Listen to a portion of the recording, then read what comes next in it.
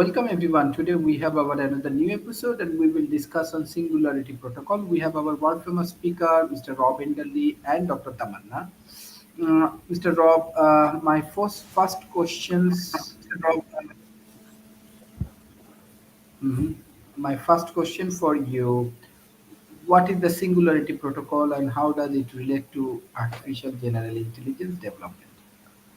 Well, so the singularity is the point in which AI surpasses human intelligence and takes us into an uncontrollable um, amount of technological advancement. The Singularity Protocol is the plan to deal with that superintelligence in a way that hopefully we survive it. So that, in a nutshell, that's what it is. It's the plan to deal with the superintelligence that we've created, which was identified at the singularity event, or when that intelligence significantly surpassed the human intelligence, and the result is an uncontrolled technological advancement. So it's a way to wrap our arms around that advancement and try to reel in some of the extremes so that the race survives it. Because at least under the current definition of singularity, without a singularity protocol, we don't survive. Mhm. Thank you. Dr. Tamanna, what you want to discuss about the Singularity Protocol? Yeah, so I guess even in science fiction, for example, the concept of singularity carries a lot of intrigue and excitement. Often depicted in science fiction as moment of profound transformation, the singularity represents a hypothetical point in time where artificial intelligence surpasses human intelligence, leading to exponential advancement in technology and civilization, and in the meantime become somewhat independent from human maintenance. But what is exactly singularity? It is basically as envisioned by futurists and technologists, refers to a theoretical event horizon where artificial intelligence achieves a level of intelligence that surpasses that of humanity. So that's like amazing, because that only in the previous decades, science fiction could have thought about, but now we are seeing it happening in front of our eyes. And at this juncture, AI system could potentially improve and evolve themselves at an accelerating pace, leading to an explosion of innovation and capability. This concept was popularized by mathematician and science fiction writer Werner Winge in the early 1990s and later expanded upon by futuristic Ray Kurzweil. Kurzweil famously predicted that singularity would occur around 2045 based on trends in computational power and AI development. So he could, as a futuristic, analyze the whole structure of AI development, though it was not developed during that time. In essence, singularity represents a point of rapid, unpredictable change where future becomes increasingly difficult to forecast due to the unprecedented capability of the AI. So yeah, that's what I like to say. Thank you. Thank you. My next question for Mr. Rob, like how does the Singularity Protocol ensure ethical AI alignment and prevent the risk associated with super intelligent system? So recognize that the Singularity Protocol is mostly a theory at this particular point. It's not an actual plan. I mean, it should be an actual plan because that's the name of it. But the hope is that with the Singularity Protocol, it would address the more destructive natures of the singularity. In other words, with the protocol, you're going to focus on human safety. You're going to focus on human advancement. You're going to make sure you're going to put in place protections to assure the healthy continuation of the human race. That's the whole point of the thing. So once the Singularity Protocol is developed, and we've got something like that called Singularity Net, but that's more of a plan for development than it really is a plan to protect the race, the human race, which is what the Singularity Protocol is supposed to do. So the fundamentals here are to assure the ethical foundation for the singularity for the advanced superintelligent AI. I should call it singularity. That we're really trying to assure that the superintelligence, this AI that's so much smarter than people, behaves itself. live in a Terminator world or Colossus Foreman project world. That would clearly be better than a Terminator world.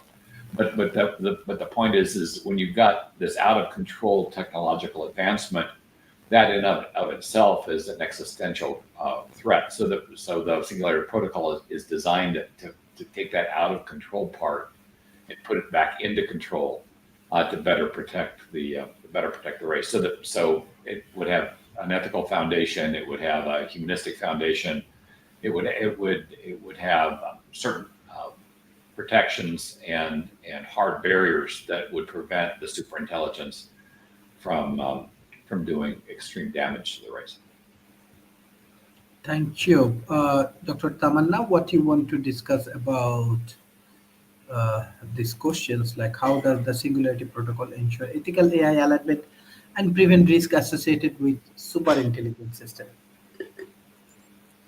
Well, I guess that has to be formulated now because it's a very new thing, I mean, it's only developed just a decade back or something, two decades back.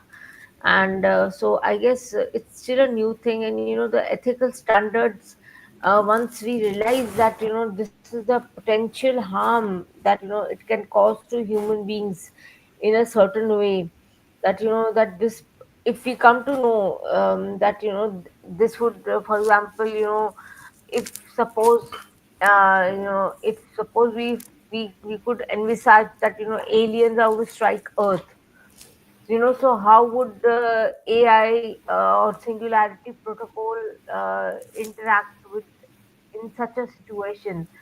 So I guess those kind of things are there, and that's why science fiction has predicted earlier itself about aliens, for example, and many physicists have also agreed to it, that aliens are there. So how AI would bombard in alien, if it were to, the UFOs are something which are still intriguing. So many of these things are there. Ethical standards are concerned, what I would suggest is that we need to have a proper protocol whereby we should see that these ethical ethics or these principles AI should not be able to transcend, or we should not be able to feed it into the system of AI robots, for example, which might just transmute human beings as such. So I guess that is the whole thing. So singularity protocol, I mean, it would lead to decentralization for sure, but I guess uh, in whose hand it is right now, because obviously the people with power would have access to these kind of machines, so how to decentralize it, and how to make it available to most people, but in a way which is of limited harm to people, or human beings in general, or animals in general, for example. So that would be required. Uh, Thank you. My next questions: what are the key technological components of Singularity Protocol, including blockchain, decentralized AI, and autonomous decision making? Well, we're talking about the protocol, not the singularity. So the protocol would have four basic components. One, and predominantly a focus on AI safety, to make sure that the superintelligence, in its attempt to solve problems, isn't doing a greater harm to the race, and assuring the impact on the planet, the people, the animals, the rest of it, so that the superintelligence does not do harm. Number two, it has to be decentralized and transparent. You don't want one power developing the protocol to protect the race. It really has to be everyone together creating the protocol, because the difficulty is that what it is, it's to assure that the superintelligence is not controlled by any one person or one group to the disadvantage of others. You don't want a superintelligence to become a weapon, because not only is the danger the weapon would do far more damage than you would have anticipated, but the weapon could turn on its maker. And the end result is you want everybody looking at this. You want development to be transparent. If there's something that's nefarious going on, you want it caught before it's implemented, because once it's implemented, the superintelligence, it's going to be incredibly hard, if not impossible, for humans to stop. Number three is ethical considerations. It would have to address the ethical dilemmas that surround AI, the trolley problem, for instance. How do you deal with these things? And does the needs of the many overcome the needs of the one? Those would have to be baked in other words, so it could make decisions that were consistent with the long-term health and well-being of the race. And last, no concrete implementation at this phase. The difficulty in creating a protective mechanism against a superintelligence that doesn't exist is you're basically creating a fence to protect something you don't know if you can climb a fence or not. And in fact, in that particular example, we're pretty sure superintelligence could be able to climb a fence. So the protocol has to be fluid.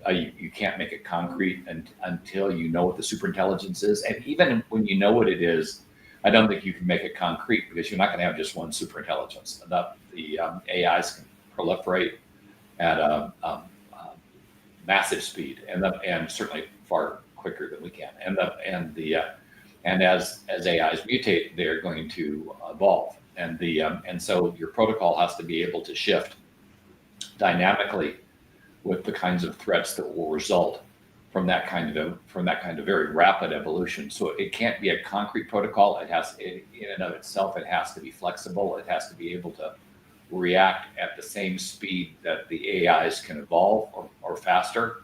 Otherwise, the protocol would be worthless. The AI superintelligence would work around the protocol, rendering it moot. Mhm. Thank you.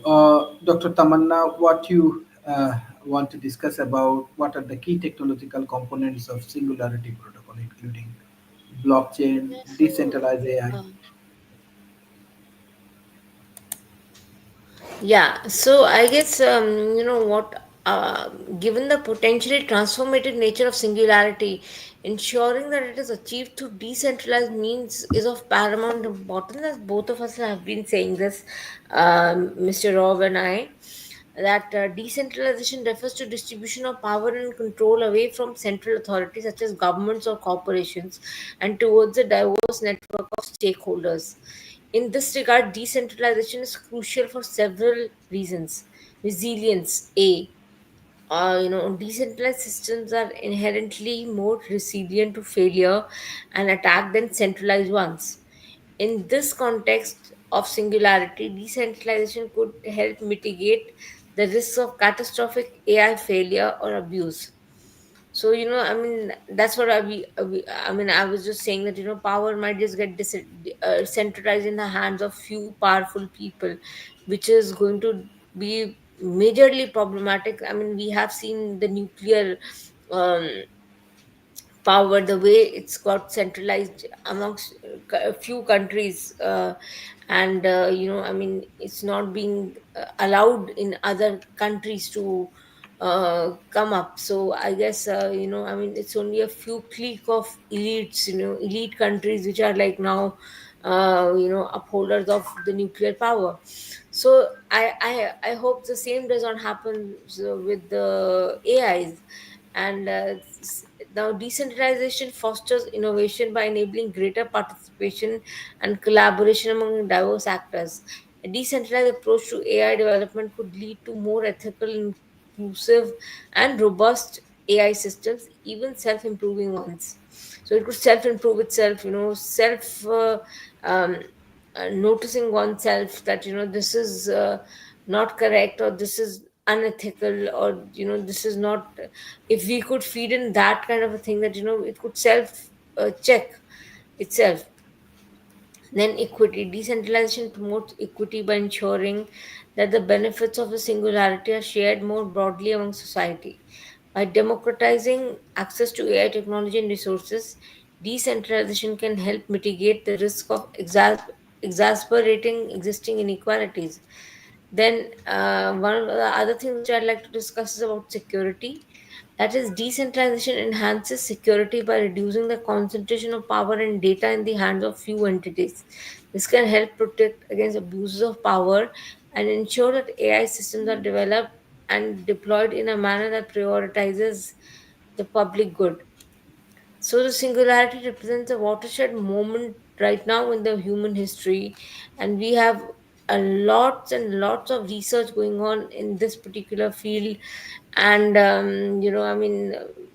science fiction has looked at this concept way back, and they have an inclination what a world with computers developed beyond a strata would look like. So while realizing the benefits of singularity while mitigating its risks will require a concerted effort to ensure that AI development is conducted in a decentralized, ethical, and inclusive manner. Embracing the principle of decentralization, we can harness the transformative power of AI to create a future that is more equitable, prosperous, and sustainable for all of us. So I guess we need to understand that, decentralization is a must. And it should not happen the same way it's happened with many of the technologies, that it gets concentrated in certain countries, and other countries do not get a chance, because the more the merrier, the more people who get into this field. And I hope that does not add on to the chaotic part of it. But what we need is that, more brains to come in, which are not evil but good. If the spiritual aspect to it, I might just add in that, it would they should not be evil. They So that unethicality of human beings should not be transmuted into the AI machines. So yeah. Mhm. Thank you. My next questions for Mr. Rob. Uh, yeah, how can government, business, and research institution collaborate with the Singularity Protocol framework to foster safe in AI? What the question is how? The problem we've got right now is we've got a race for artificial intelligence development, and there's a lot of effort to get all of the friction out of the way of this development. In other words, make it happen as quickly as possible. And we're certainly seeing some troubling behaviors out of companies like OpenAI, where they've all but eliminated their the safety protocols and their efforts to assure what they're creating is in fact safe. To date, we only have DeepSeek that has implemented a quality control element with a secondary AI. That should be the common theme, not the exception. And once again, it's kind of indicating that the problem we've got is right now the effort on to develop the Singularity Protocol is substantially less than the effort focused on creating superintelligence. Um, this is like giving everybody superpowered engines, putting them on the road, and then thinking about traffic police maybe later. You're gonna have a lot of dead people. So the issue right now is we don't have enough focus on this. Government, industry, and education should be heavily engaged, just as heavily engaged in this as they're engaged in protection against cyber attacks, to develop the flexible Singularity Protocol to address this coming problem, and to make sure that AI development is happening worldwide in a safe and ethical fashion. But it's not. And as we know, a lot of governments don't cooperate with each other. And what we're talking about is a potential weapon that is substantially more powerful than the atomic bomb. So whichever country gets it first is certainly going to have a significant advantage if that superintelligence doesn't wipe them out first, which is the underlying problem. Is this is not a bomb per se. This is something that is intelligent, and once it reaches superintelligence, can easily breach whatever protections we currently have in place. And so the protocol's got to be strong enough to stop that from happening. And yet and yet it's not being developed in that fashion. So this needs to have the same, if not greater focus than our concerns with regard to nuclear proliferation, which you could also argue are a little bit behind the times and not sufficient against the underlying problem.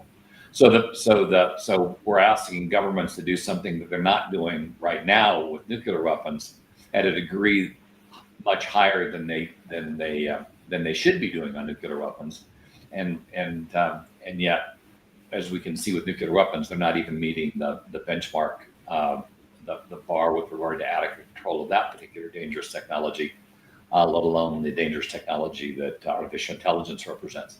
So what should they do? Actually, at this particular point in time, since cooperation is kind of out the door, is every country should be developing its own Singularity Protocol and preparing to spin it up as a protective measure, probably going a bit farther and looking at efforts like the Lifeboat Foundation's effort and Google's foundation, AI Shield efforts, and going beyond that to assure that the superintelligence doesn't become destructive.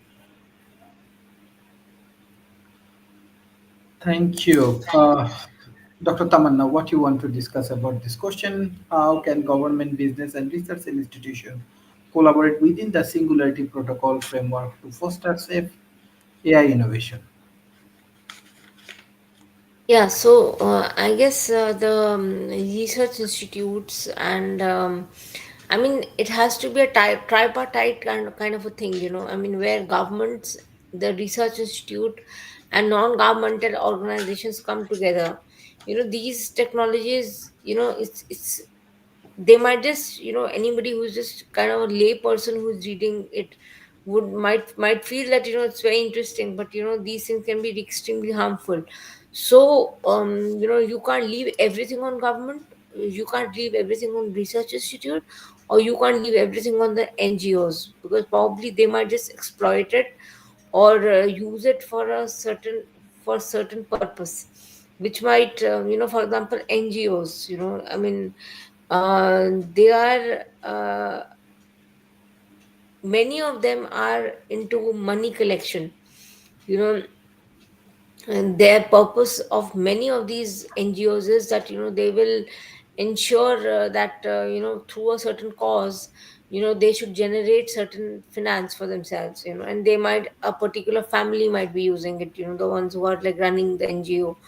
Similarly, research institute, they have an agenda, that this is, for example, we have seen that there are for example, like in America right now, the Rand Institute or the Fox News, they are working for a certain section. So I mean, so I guess research institute too, have to be very careful, because a neutral, unbiased approach towards a certain issue is important. So governments can do it, but governments have to control this, but they can't control it, because we have to decentralize the system as well. So extreme transparency is required in this particular sector, so that what will really happen is that the best brains are going to come in from different fields, and they'll just kind of people who are um, really talented and gifted would be with ethics. I mean, I just don't know what ethics is all about, because we have the best brains which have developed nuclear bombs. Best ethical people, for example, I'm sorry, ethical people who have developed, for example, Abdul Kalam, he developed nuclear bomb of India. So I mean, and he was an extremely ethical person, very humble and very learned. But this is what happened. So I mean, I'm not commenting on what nuclear bombs are they important, are they not important, that's for some other day. But as of now, what I'm trying to say is we need to be very cautious, and all the governments, the individuals, the NGOs and research institute need to come together and decentralize power structures in such a way that ethical usage of this technology is generated. Thank you. Thank you. Okay, thank you. Mr. Rob, my next question for you, how impact could the Singularity Protocol have on the global economy, job market, and social structure in the coming decades? Okay, this is kind of like asking the question of how will safety belts impact car speed. Um, Singular protocol is a protective function. It is by nature it is designed to restrict a superintelligence so that it does no harm. The it doesn't have an impact on anything until there's a singularity for a superintelligence for it to work against. And so there would be a certain drag on productivity for it, for AI productivity, because you're putting in place the protective elements to assure that the AI doesn't get out of control, and that's going to slow AI development. But as far as having a broad impact on societal structures or the rest, it's really designed to protect against a broad adverse impact by the superintelligence against those structures. So it's a protective measure to restrict harm. As long as the superintelligence isn't causing harm, the Singularity Protocol should have little or no impact. As soon as the superintelligence starts to cause harm, then the protocol should kick in to provide protective measures. So, for instance, if the superintelligence were to decide that certain aspects or certain cultures needed to be weeded out for the good of humanity, and implemented a targeted virus to take out those elements of society, the Singularity Protocol would react to that. In that case, it would have a positive impact because it's offsetting the negative impact of the superintelligence. On the other hand, if the superintelligence was to move to alter humanity and to advance it in a way that wasn't considered healthy for humanity, then the protocol would kick in and in theory correct that behavior as well. And given we're talking then about a superintelligence applied to humanity, which could increase humanity's productivity, but in a negative fashion for humanity. In other words, in a fashion that would eventually wipe us out.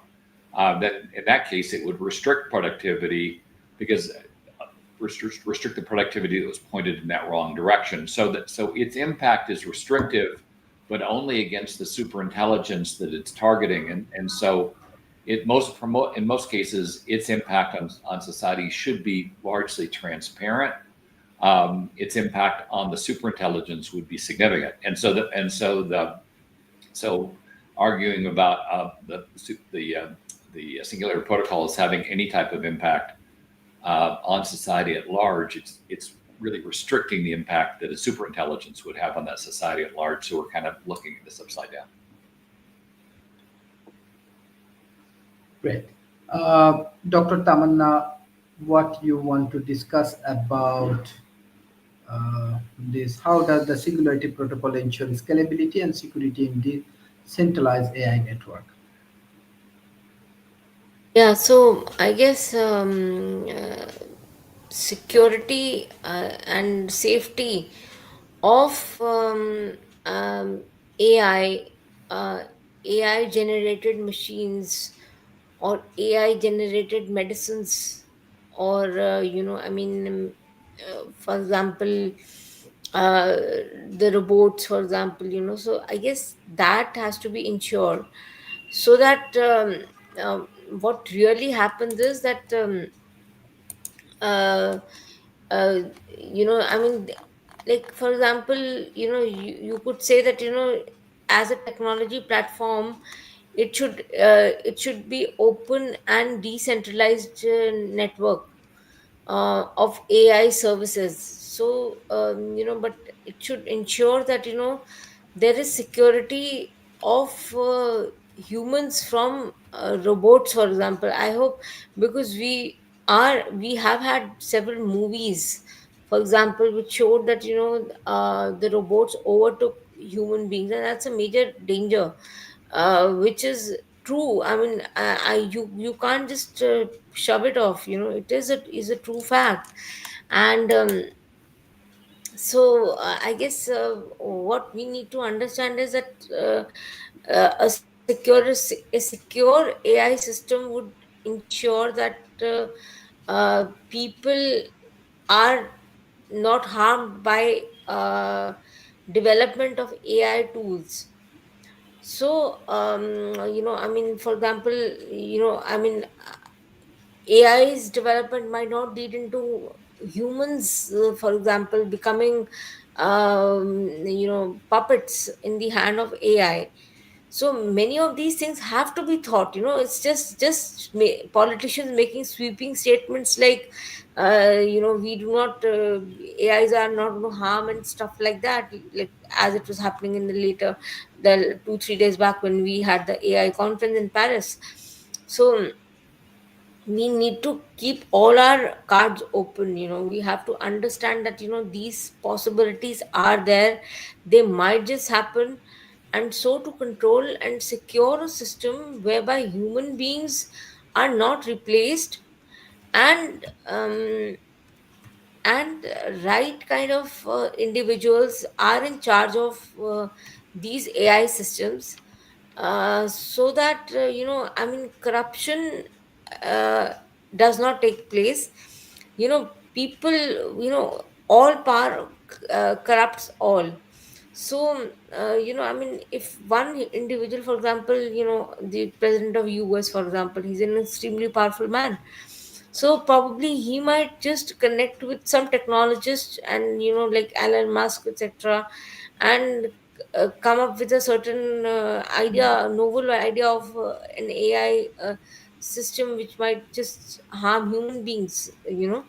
So and all those things have to be understood, and that is why the need for a decentralized system whereby politicians, who are not knowing, and that's why we need a combination of philosophers and technologists to come together.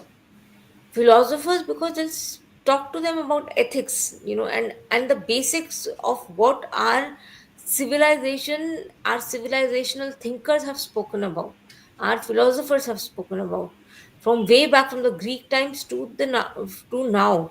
And if they haven't spoken, then we need to uh, indulge ourselves into this debate and come up with ethical answers to difficult questions, and not let one individual or individuals, people, to control the system.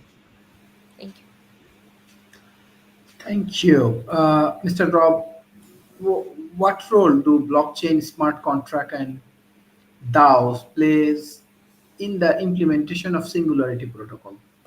Or do you have any new idea or anything about this concept? Well, remember the Singularity Protocol is a protocol to restrict AI. The roles of blockchain, smart contracts really don't have much play here. They would be part of implementing a lot of different things. Blockchain is a distributed accounting form. The boy, smart contract. None of that really applies. I don't think. The only thing that might apply is decentralized autonomous organizations. Um, that would be core to developing AI. But once again, if they're decentralized and autonomous, becomes somewhat concerning because you need a certain amount of control if you're going to put in place protective measures. The whole point to a Singularity Protocol is it flows across organizations, and it's designed to prevent a catastrophic outcome. So the decentralization is part is positive in that regard. The autonomous part could be concerning because what you want is a certain amount of consistent control across those organizations. And so if they're fully autonomous, then I don't think the Singularity Protocol works, because you need controls across all of the organizations that are developing the AI to assure that no one organization has too much power, to assure no one organization is creating something that is overall harmful to the whole. But if these organizations are autonomous, then who says that they couldn't create the superintelligence all themselves, and thus bypass the protocol? Other than the decentralized part of that particular question, the other two I don't think would have much impact whatsoever. I just don't see. Again, they might have elements, because remember, the singular protocol's got to be fluid and flexible, and it's got to be designed to morph to address the problem that the superintelligence, which doesn't exist yet, presents. And so, recognize you're trying to create a protective measure for something that you don't really know what it is yet. The superintelligence could emerge in any country, in any company, and it could be focused on anything from infrastructure to weapons. And so the protocol would have to be broad enough and capable enough to morph into a protective measure against however that superintelligence emerged. And so I mean, I guess it would contain some of these elements in case it needed them as tools. But at this particular point in time, I don't see the relevance in this exercise to those technologies to solve this particular problem. Thank you. Dr. Tamanna, what you want to discuss about? What role do blockchain, smart contract, and DAO play in the implementation of Singularity Protocol? Yeah, so I mean, obviously, decentralized DAO, for example, as we were just talking about also previously about decentralized autonomous organization, and DAO was first proposed by BitShares, Steemit, and EOS founder Dan Lariman in the year 2015, and which was later refined, and so no single government could decide to take it down. So, if we were to look at the components of DAO, it's basically no central legal entity. In DAO, there is no central legal entity. This means that no single entity is responsible for regulating the project. So, we here need to also understand that the law, for example, has to come in, and because I mean how much of law has to come in, the legal eagles have to come in, that has to be thought. And how positive that might be, that has to be seen. So there is no single legal entity which might just ensure this thing. So we have to look at the cases where in the countries like US and UK and European countries like Germany have taken action against AIs, for example. And what are the cases in that area? Then smart contracts are created and extensive tested to make sure important details are not overlooked. Tokens are used in DAO for validators to motivate them and to ensure active, fair, and quick participation. So now we need a DAO beginning an association with somebody that includes financing and cash requires a great deal of confidence in the individuals you're working with.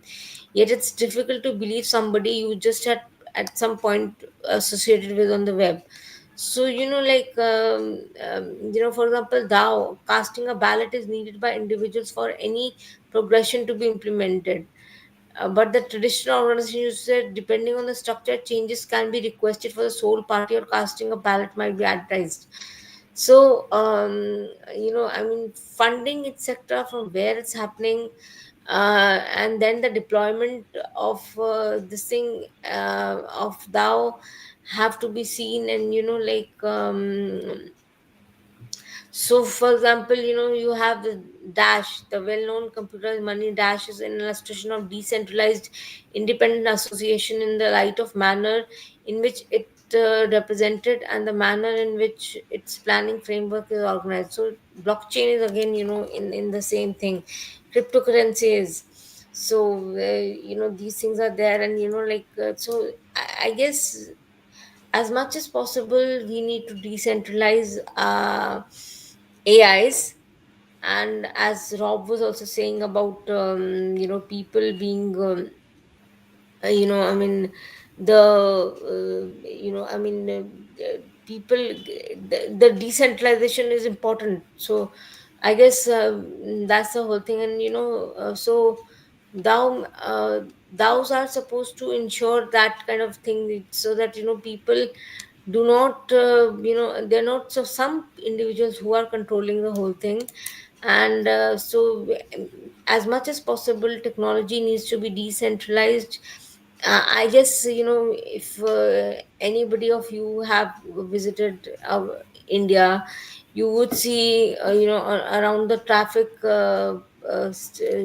headlights, there are people who are just sitting there, beggars, and they're like in a pathetic state. So I guess if we were to include them, if they were educated enough, so don't you think we would have been much richer? So I guess that kind of decentralization I am looking for, so that no individual is bereft of education, no individual is bereft of technology. As much, whatever the age might be, everybody should have the right to learn. Our parents, for example, who do not know a certain kind of technology, I might not know a certain technology, my younger counterparts might know it better. But all of us need to understand technology together, and together only we can rise. Thank you. Mr. Rob, there are some comments from our audience. If you want to respond some of his comments, Mr. Michael, he wrote, World Talent Economic Forum considered the key anthropological, ontological factor involved in the singularity protocols. Then he writes, World Talent Economic Forum consider AI innovations in safety, security, stability, and sustainability with respect to consciousness, human capital. Yeah, so those, none of those are questions. Those are just statements for suggestions as to what the World Talent Economy Forum could do, and that's up to you. I mean, you're kind of the World Talent Economy Forum, so that he's just providing advice. Okay. Okay, thank you. So my next questions for you, like, yeah, what are the key technological component and architecture that enable the Singularity Protocol to function effectively? I think we already addressed that question. I addressed that a while back.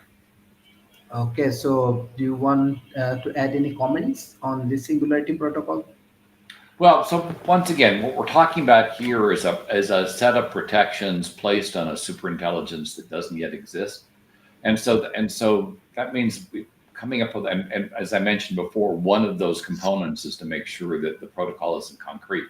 And so in a way, you're asking for a concrete solution for a problem that specifically isn't supposed to have a concrete solution to this point.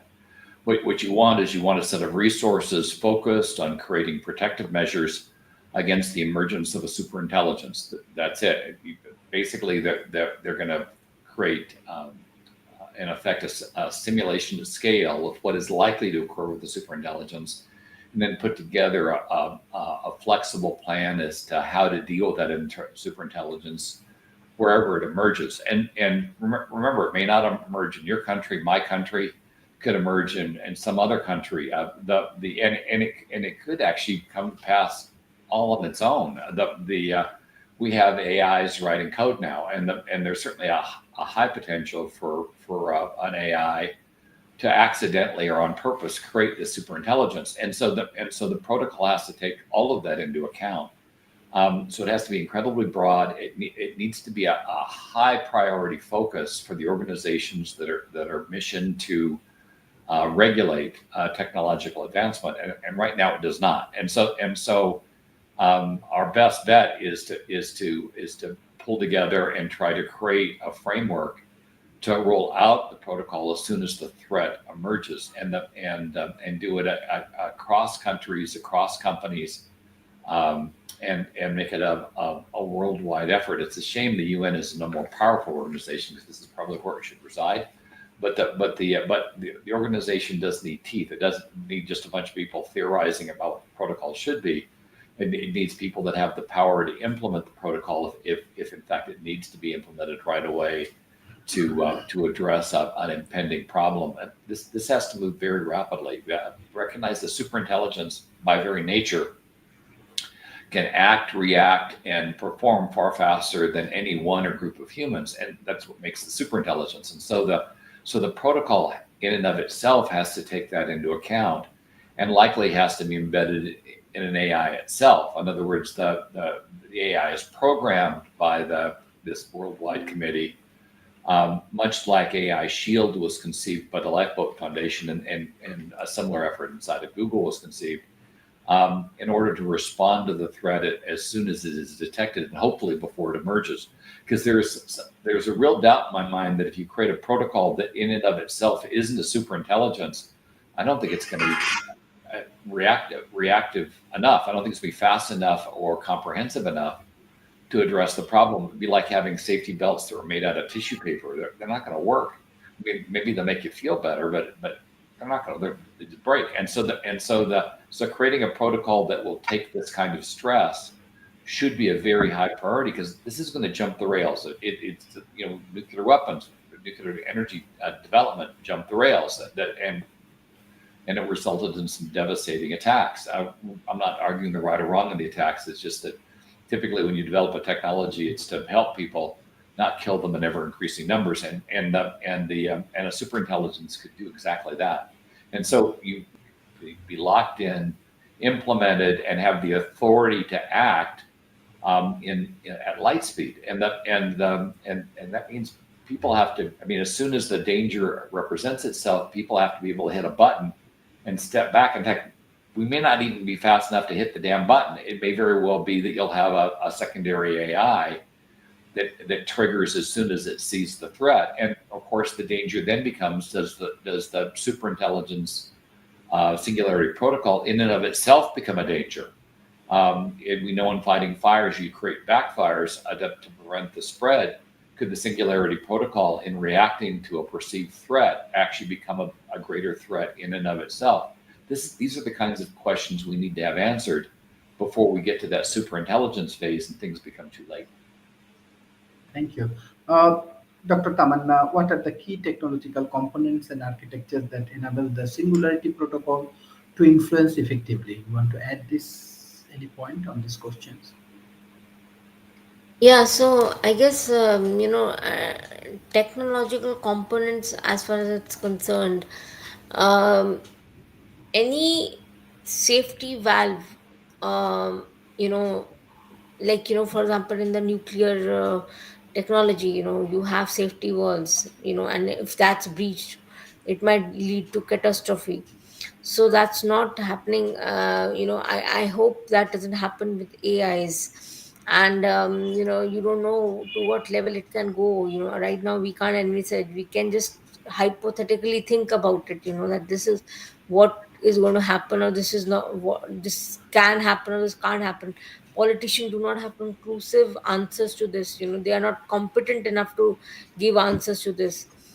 But we people, from academia, from research institutes, and people from the policy making sector, they need to come together and decide, as in, like, not like conclusive decision, but uh, think about it in a way that what technology would be required. It's like it's going to run real deep, because you can't say what can happen 50 years from now. So and like, how do you answer that particular issue? So I guess what we need is that, right now, uh, we have to, as human beings, as philosophers, as technologists, we have to think for next 100 years. I mean, if technology can move this fast, we need to move even faster. But for that, you have to have the right brains. And that is why I'm insisting that we need philosophers, because their brains can run. Plato is still relevant. So I mean, if we were to now hypothetically think about technology, and we were to think of the thing that, how a technology could harm human beings or animals or the environment, it should be stopped immediately. It should not be encouraged beyond a point. So that's what I. Thank you. What's your closing remarks for today's session? Yeah, Hmm? so Rob. I feel that, Dr. Tamanna, what's your closing remarks? yeah, so I personally feel that, what we need is a system which is ethical as much as possible, because, I mean, even many of the religions are predicting, spiritual systems are predicting that changes coming in the realm of earth. So I guess probably AI is one of them. And it should not turn out to be something which, for example, during the times of in Hinduism, we have the concept of uh, Treta Yuga. Treta Yuga is Lord Rama's time. During that time, Ravana had 6 heads. I mean, these are all, that all simply says something about it. It doesn't mean that he really had 6 heads, but he was that powerful and he was so intelligent, as a person. So, but that technology made him a villain. So I guess that kind of 10 heads, if this technology is going to have, it's going to lead to a lot of disaster. And so we are talking about, many of our spiritual sisters, etc., brothers, are talking about a Satya Yuga, which is going to come again. Satya Yuga means truth. And when we are talking about it right now, I guess people who are older are much more learned, and they know much more than all of us. So they would want to have a world which is safer for the younger ones, the children, and they don't get corrupted by technology, or AI based systems.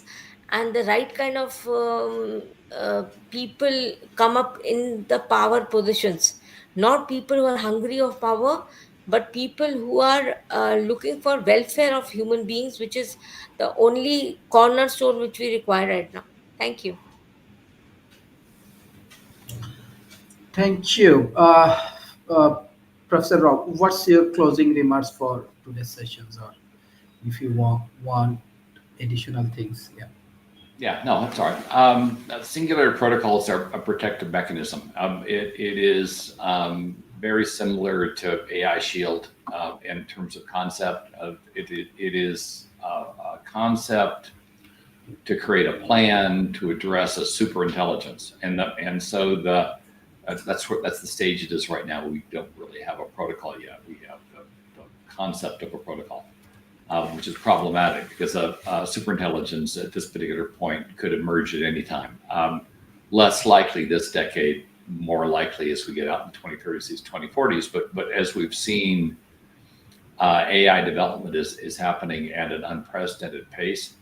And now that we've got AIs working on developing other AIs, that pace is only going to increase. And what we talk about the singularity is what happens when we get to a superintelligence, and that superintelligence is now significantly more capable than humans, and we want to make sure that superintelligence doesn't wipe us out. The Singularity Protocol is what's supposedly designed to prevent that outcome, and so it should have a far higher priority than it does now. We should be running simulations. At the very least, we should be running simulations at scale to see how we might contain a superintelligence if it emerged outside of our borders. I mean, if a superintelligence emerges within the borders of a technologically advanced nation, there's a reasonable chance that they could contain it. But what if it emerges outside of the borders of a technology advanced nation and then grows to scale before it actually hits the rest of the world? Even the technology advanced nation may be insufficient to stop it or contain it or protect against it. So the protocol needs to be a worldwide effort. It needs to be ready to go, and it probably needs to be AI based in and of itself. And then, of course, it has to be designed so it doesn't become the threat it's attempting to mitigate. Because if you create a, if you're working on a superintelligence to mitigate another superintelligence, and your corrective measure, which we're nowhere close to this now, so the risk is non-existent, but it is a concern. And if you're not careful, then the Singularity Protocol could be worse than the Singularity event. So the superintelligence is. That's what creates a huge danger here, is the fact that containing a superintelligence is beyond our capability, and so we need to create something that can do that. And that thing we create could, in and of itself, be as big a threat, if not bigger, than the superintelligence we're trying to stop. So the level of safety, security, and focus that needs to go into this particular effort is at least as great as creating the superintelligence is itself, and needs to be in order to provide the protective measures that it's designed to provide. So, putting it bluntly, we're not in good shape at all for this, and unless something changes, we're going to wish we had a Singularity Protocol, because things are going to end very badly if we don't moderate our own behavior. Thank you. This is excellent discussions, and I request all of our audience, please share our content as much as possible with the government agencies, corporation, and academia. Thank you, Mr. Rob, for your excellent support for World Talent Economic Forum, and thank you, Dr. Tamanna, for joining to the sessions. Thank you. Bye bye, and take care.